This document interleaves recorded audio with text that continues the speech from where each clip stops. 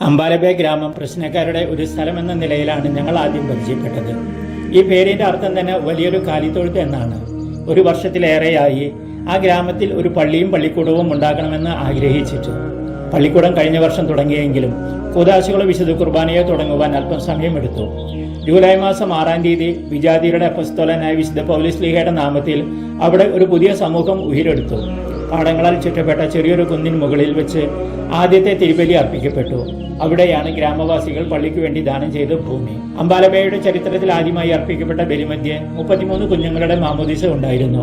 അവരാണ് പുതിയ പള്ളിയുടെ അടിസ്ഥാന ശിലകൾ. ഈശോ മരിച്ച് ഉയർത്തെഴുന്നേൽക്കുവാൻ 33 കൊല്ലം കാത്തിരുന്നതിന്റെ പ്രതീകം പോലെ ഞങ്ങളുടെ പ്രതീക്ഷകളെ മറികടന്ന് 33 പേരുടെ മാതാപിതാക്കൾ തങ്ങളുടെ മക്കളെ ആദ്യ ബലി സമർപ്പണ വേളയിൽ മാമോദീസയ്ക്കായി ഒരുക്കിയത് ഞങ്ങളെ ആശ്ചര്യപ്പെടുത്തിയെന്ന് തന്നെ പറയാം. ഈ മാതാപിതാക്കളും ദൈവാനുഭവത്തിനായി വിശപ്പും ദാഹവും ഉള്ളവരാണെന്ന് സ്വയം വിളിച്ചു പറയുകയാണ്. ഒപ്പം തങ്ങളുടെ മക്കൾ ഇരുളിൽ നിന്നും വെളിച്ചത്തിലേക്ക് കടന്നു വരുവാൻ ആശിക്കുകയും ചെയ്യുന്നു. ഇത് അമ്പാലബേ ഗ്രാമത്തിന്റെ ഉയർത്തെഴുന്നേൽപ്പാകട്ടെ എന്ന് നമുക്ക് പ്രാർത്ഥിക്കാം.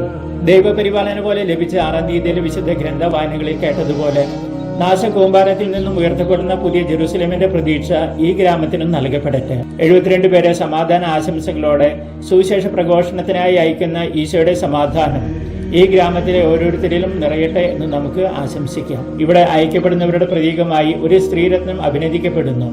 ഉപജീവനാർത്ഥം അകലെ ഒരു ഗ്രാമത്തിൽ നിന്നും വന്ന് പൗലോസ്ലീഹയുടെ ദൗത്യം ഏറ്റെടുത്ത വെറോനിക്ക ടീച്ചർ. വെറോനിക്കയായിരുന്നു പള്ളി സ്കൂളിലെ അധ്യാപിക. അവരെ ഞാൻ പരിചയപ്പെടുമ്പോൾ മക്കൾ പലതായെങ്കിലും വിവാഹം എന്ന കൂദാശ കഴിഞ്ഞിട്ടുണ്ടായിരുന്നില്ല. ഒരിക്കൽ ഭർത്താവിനെ കൂട്ടി എന്റെ അരികിൽ വന്ന് വിവാഹം പള്ളിയിൽ നടത്തപ്പെട്ടില്ലെങ്കിൽ ഭർത്താവിനെ ഉപേക്ഷിക്കുമെന്ന് പറഞ്ഞ തീഷ്ണമതിയാണവർ. അവരുടെ ആഗ്രഹത്തിനൊപ്പത്തിനൊപ്പം നിന്ന് അവരുടെ ഭർത്താവ് ഫ്രെഡറിക്ക്. അവരുടെ ത്യാഗഫലങ്ങളാണ് അമ്പാലബേ ഗ്രാമത്തിൽ വിരിഞ്ഞ 33 പുതുപുഷ്പങ്ങൾ.